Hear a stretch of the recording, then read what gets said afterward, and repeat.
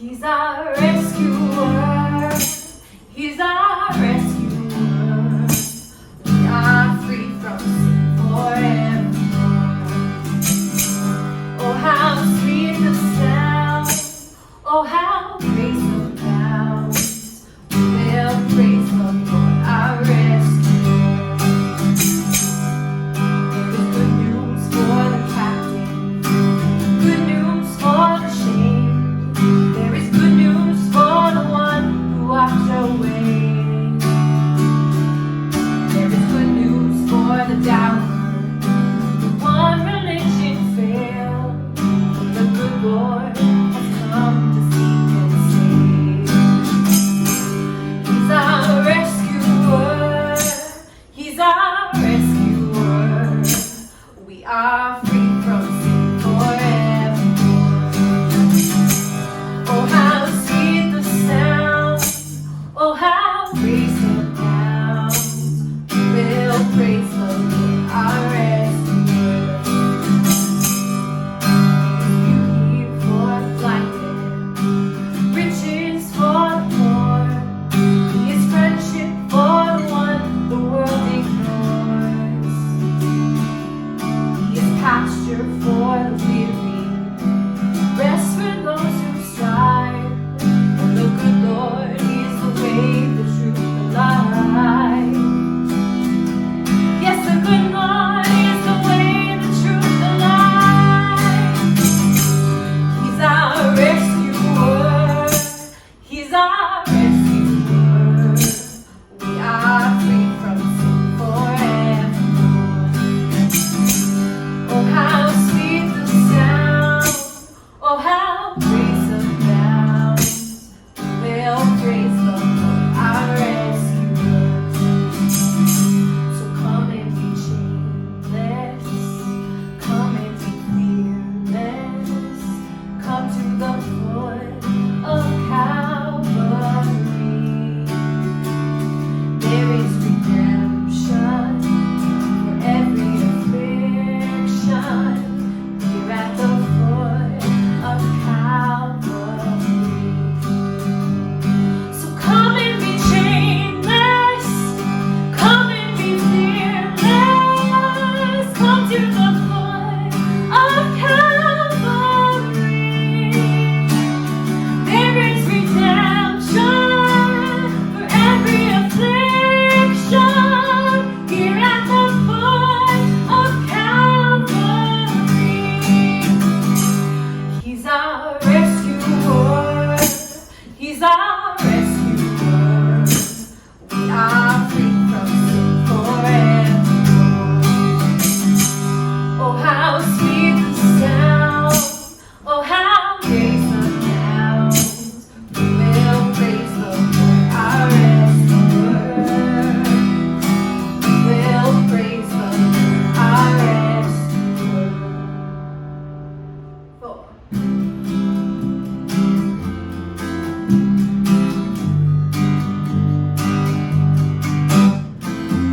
God of mercy, full of grace, you are forever, always forever. So you anger, rich in love, you are forever, always forever. We hear your kingdom shout, and all your praises ring. So let the heavens roar, echo across the ground. And as your people sing of your majesty, Lord, hear the sound. Lord, hear the sound.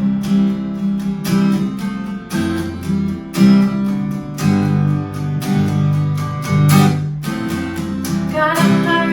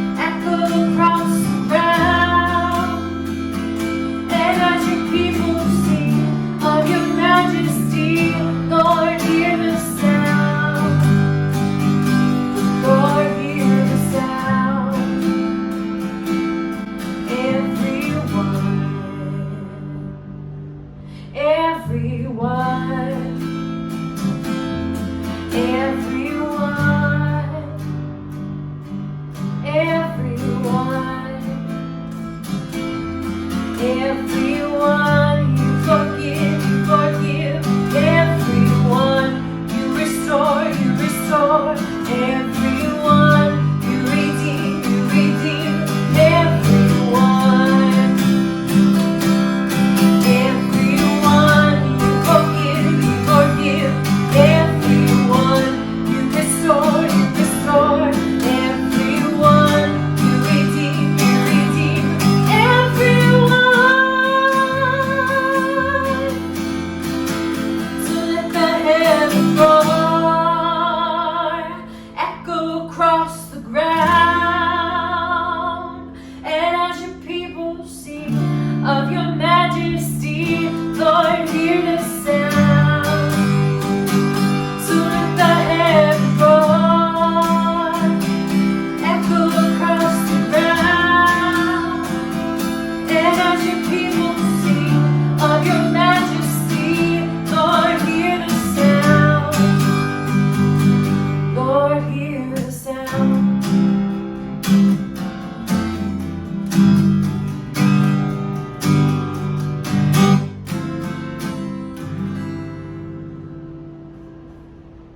Good morning, Missio Church. I hope you guys are doing well this morning. I hope you enjoyed our kids' time. I think they did a great job. This morning we are looking at Joshua chapters 3 and 4. And we're not going to have time to go through everything in these chapters, but there's a couple of really important things that I want to draw out that help us really understand what God was doing in His people then, and I think what He's doing in His people today. This is honestly one of my favorite passages of Scripture in the story of Israel, because Israel is getting ready to finally enter into the land of promise that God promised to Abraham almost 600 years before this moment. So this is a really cool story that I think there's a lot of great things that we can pull from it. So let's go ahead and jump into Joshua chapter 3, starting in verse 1. And it says, "Early in the morning, Joshua and all the Israelites set out from Shittim and went to the Jordan, where they camped before crossing over. After 3 days, the officers went throughout the camp, giving orders to the people.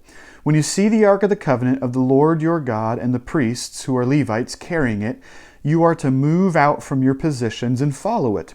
Then you will know which way to go, since you have never been this way before." That's a really important verse. "But keep a distance of about 1,000 yards between you and the ark. Do not go near it." Joshua told the people, "Consecrate yourselves, for tomorrow the Lord will do amazing things among you." Joshua said to the priests, "Take up the Ark of the Covenant and pass on ahead of the people." So they took it up and went ahead of them. And the Lord said to Joshua, "Today I will begin to exalt you in the eyes of all Israel, so they may know that I am with you as I was with Moses. Tell the priests who carry the Ark of the Covenant, when you reach the edge of the Jordan's waters, go and stand in the river." Joshua said to the Israelites, "Come here and listen to the words of the Lord your God. This is how you will know that the living God is among you, and that He will certainly drive out before you the Canaanites, Hittites, Hivites, Perizzites, Girgashites, Amorites, Jebusites. See, the Ark of the Covenant of the Lord of all the earth will go into the Jordan ahead of you. Now then, choose 12 men from the tribes of Israel, one from each tribe, and as soon as the priests who carry the Ark of the Lord of all the earth, set foot in the Jordan, its waters flowing downstream will be cut off and stand up in a heap." So when the people broke camp to cross the Jordan, the priests carrying the Ark of the Covenant went ahead of them. Now the Jordan is at flood stage all during the harvest.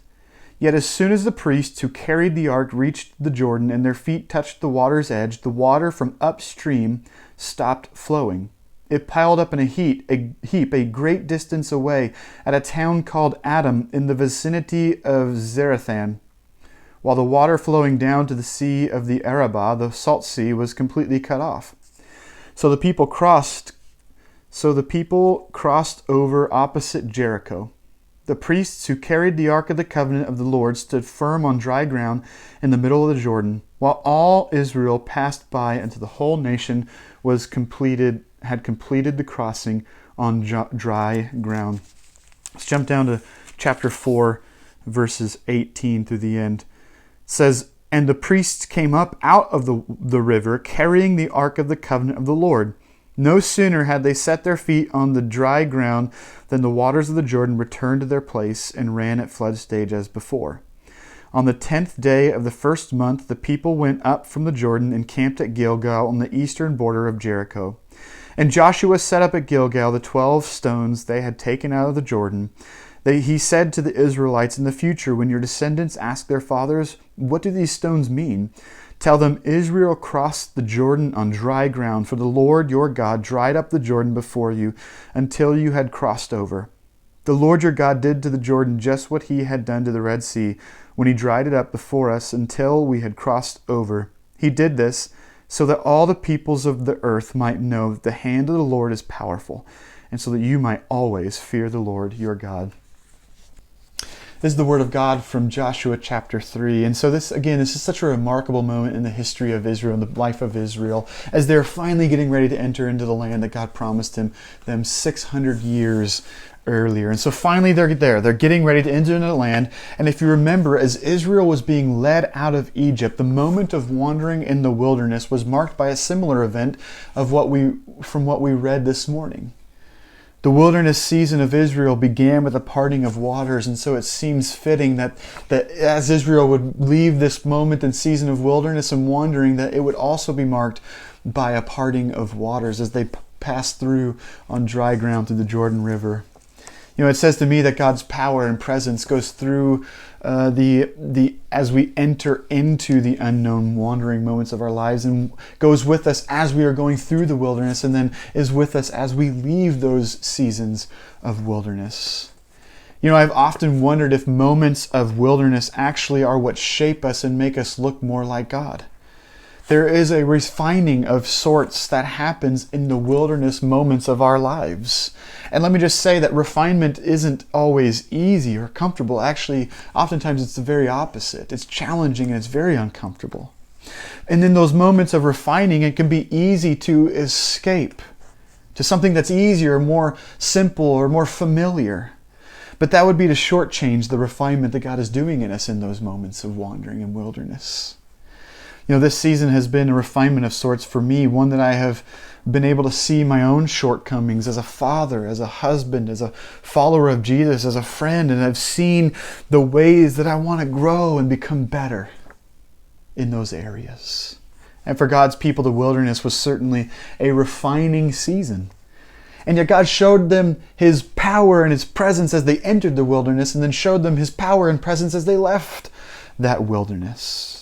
And so it's here on the banks of the Jordan River, as Israel is getting ready to cross into this land of promise on dry ground, that God shows them some important things about the ways that He works in and through His people that I think are really important for them, but I also think are really important for us. And so there's two things that I want you guys to notice and take away from this passage this morning. The first is that God leads when we don't know the way.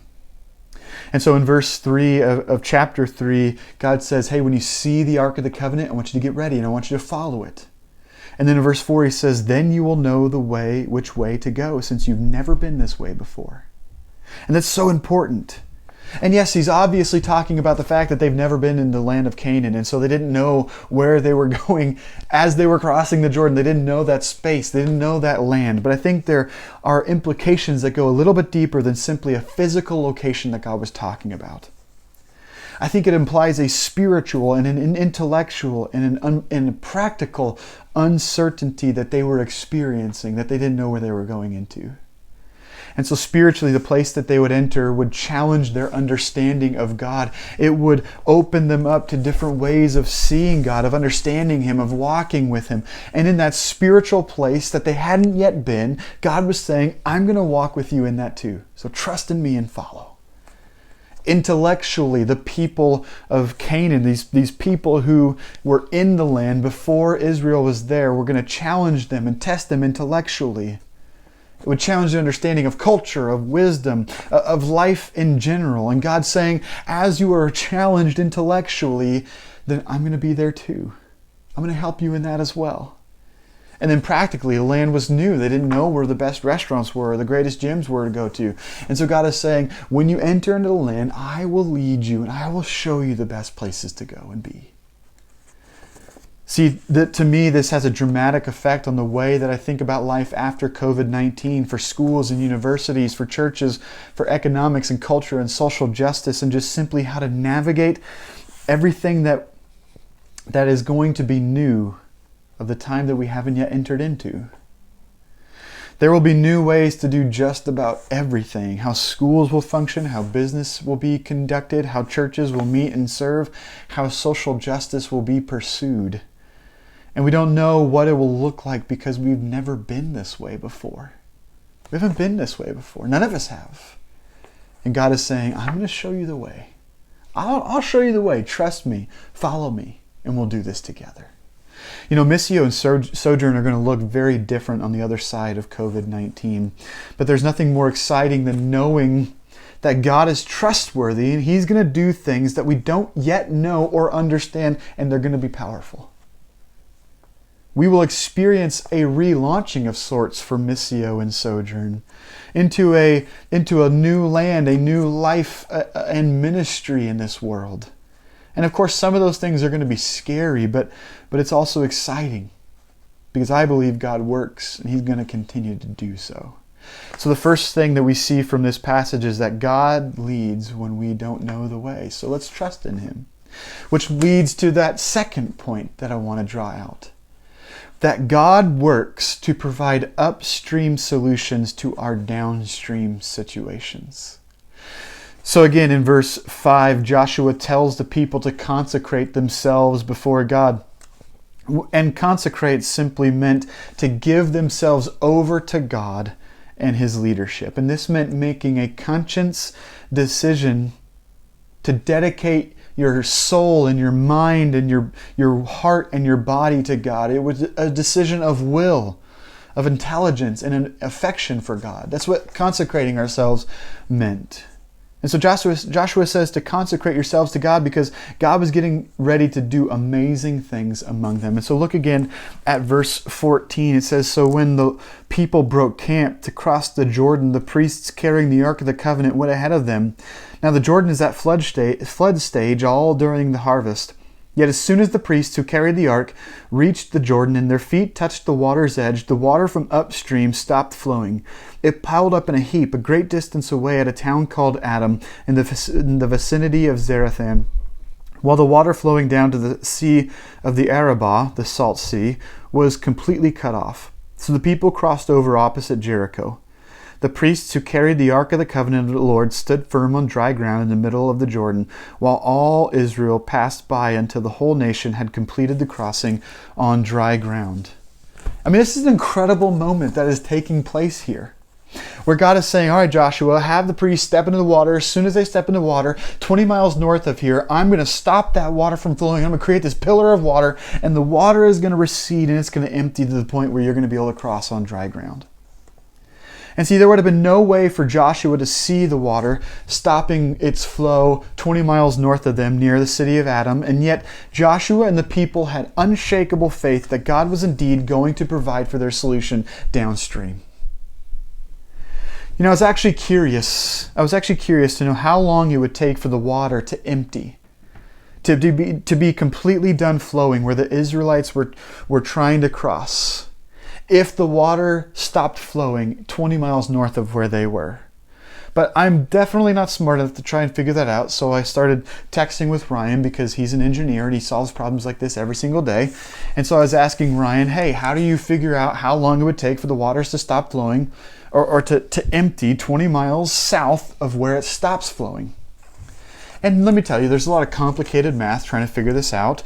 He told me that the waters in the Jordan River flow at 565 cubic feet per second. And if you take the average depth and width of the river, then you get all these interesting things that I didn't quite follow. But the point is, even at flood stage, it would take the Jordan River several hours to empty to the point where the people could cross on dry ground. I just want you to imagine that for just a moment. God has told Joshua, tell these people this is what's going to happen. I am going to allow them to cross on dry ground. So then tell the priests to step into the Jordan River with the covenant. And then they do, and the people are standing along Jordan River and they're waiting with this eager anticipation, but nothing happens. 20 minutes go by, nothing happens. An hour goes by, nothing happens. 2 hours go by, nothing happens. Finally, hours later, the water is empty and the people can cross on dry ground. See, I think the problem with God working upstream to create solutions to our downstream situations is that it takes time for us to see and understand what God is doing and how it will affect us in our present condition. We pray for things like, God, solve this pandemic and things go back to normal. God, reveal your calling to us. God, show us the path forward. And the problem that we so often run into is that we fail to wait on God's solution to our situation, and we bypass His work and create a solution for ourselves. We think, surely I asked God, and so this means that I should go do this. We're impatient, and our impatience blinds us from seeing that 20 miles up the river stands this huge pillar of water that God built, and the solution just hasn't reached us yet. See, the thing that we know about this story was that as soon as the priest entered the water with the Ark of the Covenant, God immediately stopped the water from flowing upstream. 20 miles north of where they were, the water stopped flowing and this huge pillar of water is standing up. Joshua, though, doesn't say that the water immediately opened up where they were in order to cross. And I assume that meant that they had to wait on the waters to recede and empty before they crossed. The implication being that they had to wait on the work of God upstream. The priests apparently stood patiently in the water, waiting on God's work to create a path across the river and into this land that He promised them. And, I mean, just think about this for a moment. The only job these priests had was to carry the Ark of the Covenant into the Jordan River at flood stage and just trust that eventually they would understand what God was doing to lead His people. They had to trust that. And do you think that they are wondering, what's happening? Nothing's happening. Did we get this right? Are we doing the right thing? I'm sure that they were wondering those things in the back of their minds. But see, this is the part of the consecration that I think comes up. Because consecration said that I don't have to necessarily understand what is happening in the moment, but I'm going to trust in you, God, that you are working upstream, and I will patiently wait on your solutions to lead us through. See, the upstream working of God to provide downstream solutions to our situations requires a willingness to trust in God and a willingness to patiently wait on that upstream work to finally surface in our lives. See, and when we shortchange that work, we miss the power of the pillar of water being moved by God so that we can eventually walk through on dry ground. I mean, isn't this an incredible story? It's an incredible story. What does this mean for us? You know, as we have been praying and as we prepare for the eventuality of coming out of quarantine and life can function with what will become this new normal, we are praying for a few things. First, we're praying that we would acknowledge to one another and to God that we have never been this way before. We've never been this way before. See, we're not praying for things to go back to normal, for life to be like this never happened, because that's simply an impossibility. Normal is the past, and COVID-19 is happening. That is the truth. It is our present reality. And our job is to simply acknowledge that we've never been this way before and to release control, our need for control, over to God. So that's the first thing we're praying for. The second thing is that we're praying for a consecration of God's people to Himself. What does that mean? Well, remember, it meant making a conscious decision to be committed to God with all of our heart, soul, mind, and will. It was essentially saying we are giving up control to God and trusting in Him. Trusting in Him. I've been praying this for myself because I like to be in control, and this season of quarantine and COVID-19 has caused me to be okay with giving up control, because there's really nothing I can do other than trusting God and the people that are smarter than me who are trying to figure this thing out.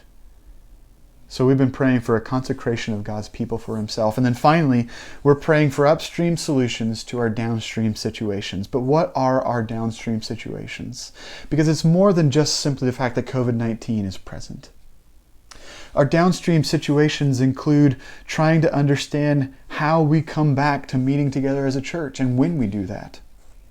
It's how do we continue reaching people for Jesus in our community. It's how do we continue seeking justice for all people in our community. How do we help people recover mentally, emotionally, economically in our city. See, because we believe wholeheartedly that the church is meant to help build a great city for all people to live in. We want to be a part of what the city is doing to build a great city for all people. That's what we believe the church is called to. That's what we see Scripture calling the church to. And it's the way that we've always operated as a church. We've never not done this. But what does that look like now? In 2 months? A year from now? We're praying that God would work upstream for us right now to create solutions to the situations that we find ourselves in now, the challenges that we're facing, but also the situations that we're going to find ourselves in just a couple of months, in a year from now, and the challenges that we will inevitably face in those moments. We're asking God to start right now working on solutions to those things that we haven't even faced yet. And as He does, we're going to trust and we're going to wait on the power of God's work to shape our paths forward. The story of Joshua is a really important one. I encourage you guys to go back and read these chapters again. And it has an incredibly important things for us to consider in our own world. As God was telling His people, you haven't been this way before. Are you going to be willing to trust me? Are you going to be willing to wait on the things that I'm doing to prepare you to enter into this land? I think those are the same questions that we've got to ask ourselves. We're entering into the space that we haven't been before. Are we willing to trust God? And are we willing to wait on what it is that He is doing? I love you guys, and I'll see you in a few minutes on Zoom. See you later. Everyone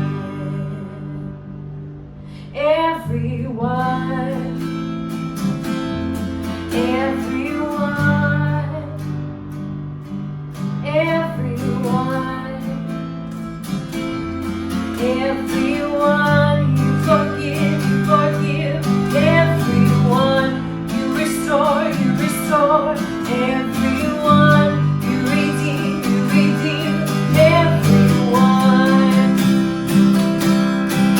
everyone you forgive, everyone you restore, everyone you redeem, everyone.